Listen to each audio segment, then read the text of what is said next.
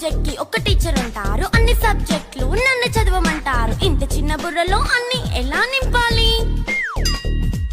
Class work, home work, fair notes అంటారు. Subject కి 3 books పెట్టి బ్యాగ్ నింపుతారు. ఇన్ఫాక్ట్ నా బరువు కన్నా నా బ్యాగ్ బరువే ఎక్కువ.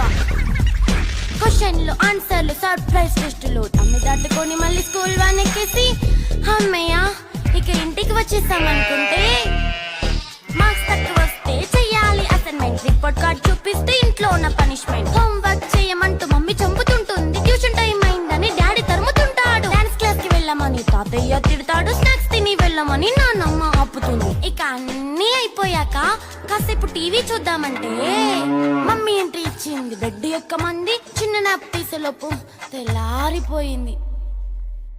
అయ్యో మళ్ళీ మొదలు ఈ స్కూల్ కష్టాలు.